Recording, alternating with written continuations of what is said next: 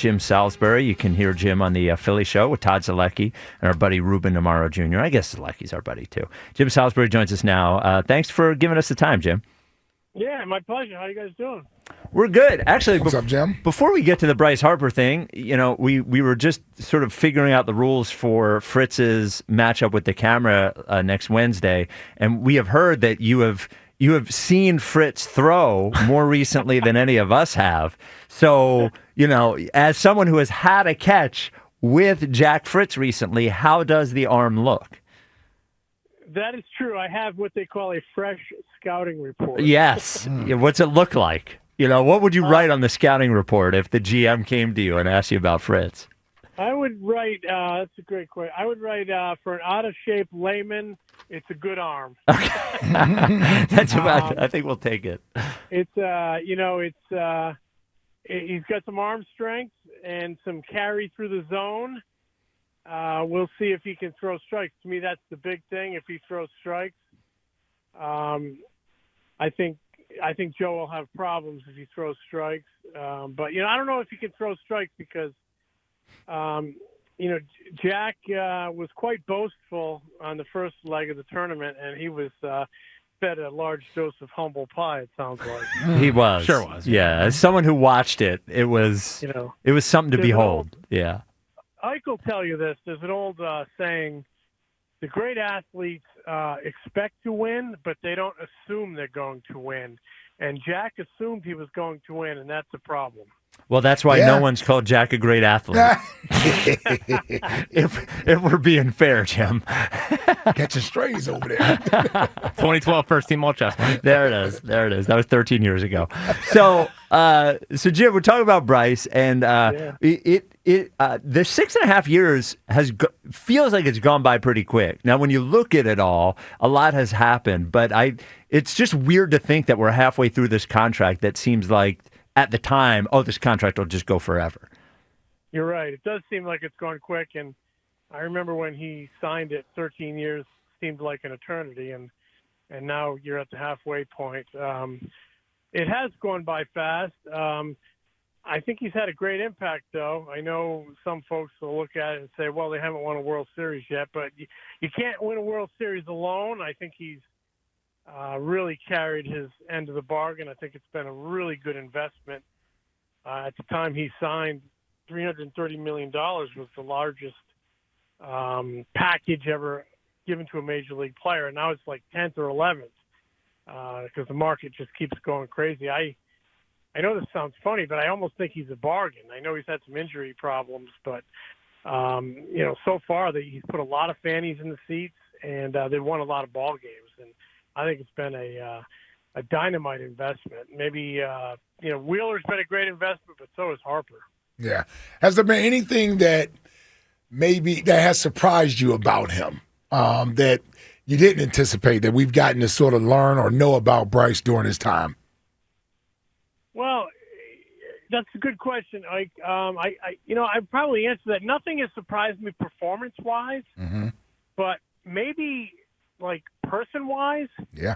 From afar, I heard he was maybe a little difficult to deal with from a reporter-player standpoint, and I can tell you he has been nothing but a gentleman and nothing but accountable and nothing but approachable and accessible. I think it has a little bit to do with that contract. His agent, Scott Boras, is very conscious about, the image you portray, and I think Bryce is conscious about that, and I think the Phillies talked to him, and John Middleton talked to him that, with this humongous contract comes responsibility connecting to the fan base and the community, and you do that through the media.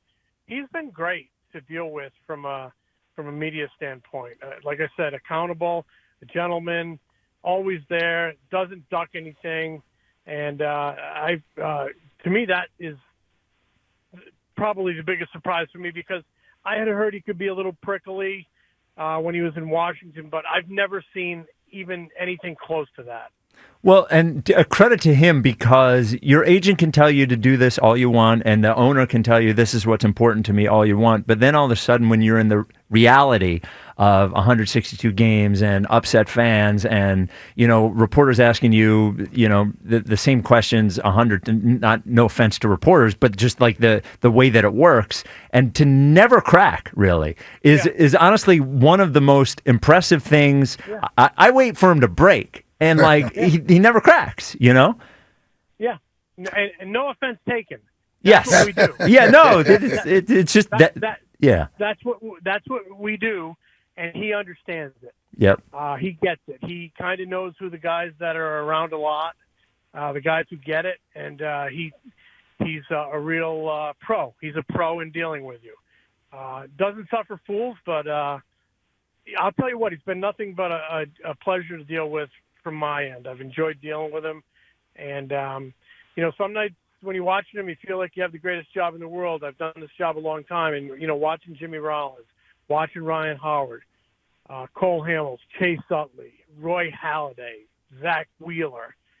It's fun to watch greatness, and it's fun to tell great stories. It's why you get in this business. And Bryce Harper, more often than not, I feel like I'm watching greatness, and he says interesting things. And does interesting things, and he's interesting to write about, and he's interesting to talk about. So, from my perspective, I've really enjoyed it. Jim Salisbury with us talking about Bryce Harper. So, we've mentioned a couple times the pursuit and the signing. Do you think that there is another team? We remember the rumors of who was close and who Bryce was interested in signing with. Like, as you followed it, do you think he was ever close with another team? And if it wasn't the Phillies, who do you think it would have been? Well, I think Dodgers and the Giants. Giants, both made kind of, very large AAV offers with a shorter term. But he was interested in going to one place and staying a long time and having a big number attached to it, and that was the Phillies. So I think, looking at it, it was those three teams. And, to me, it's funny, looking back at that, he's not here. He's not a Philly if Manny Machado says yes. I mean, Manny Machado was the guy they went after first. Manny Machado was the guy they made an offer to first. I think Matt Klentak and his crew were kind of high on Manny Machado because of the defense and the offensive package, the whole package. But it doesn't sound like, from what I recall, their initial offer was what Manny was looking for. The drama played out. John Middleton got involved, was very much interested in Bryce Harper. Then the personal meetings started, and, then they went hard after Bryce. But this could have been a lot different if Manny Machado says yes. Mm-hmm. But, covering it like any free agent drama, it can be stressful. You can't blink. And for me, it really took a turn. I was at dinner one night in Clearwater, and somebody told me that John Middleton's plane is parked at the Las Vegas airport as we speak. I remember that. Yep. And that's when I knew that John had rolled up his sleeves, and he was going to get something done. And Bryce Harper was going to be a Philly. And within a few days, he was a Philly. And it was a really exciting time because, when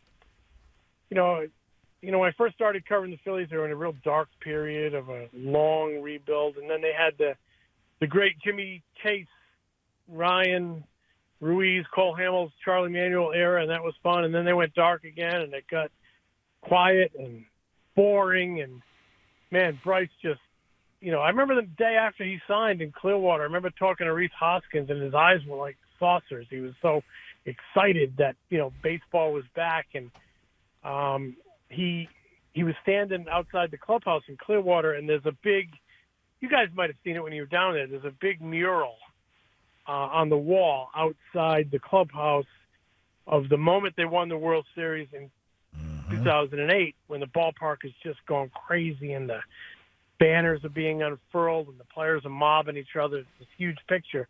And Hoskins points to the to the mural over his shoulder and said, these days are back. And I know they haven't won a World Series, and that's the objective.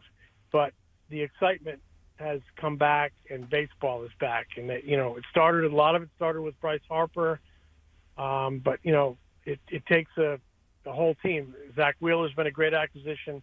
Kyle Schwarber has been a great acquisition, and they have an exciting team that has played in the postseason 3 years in a row, and I believe they're going to play there a fourth season in a row. So, baseball is back, and Bryce Harper to me is a very, very big part of it. Before we let you go, Jim, this year's team, it's a weird team to talk about on the air every day because they're clearly good. They're in first place. They have one of the best pitching staffs I've ever seen in my life. Yet no one seems to, at least from the fan base, I feel like people don't trust the team. So, and you watching them from your vantage point, like what does your gut tell you, aside from the obvious, yes, they need bullpen, blah, blah, blah, blah, blah, like what does your gut tell you about, can this team win the World Series? Yeah, they can win the World Series, but you got to play good. You got to play good for a month.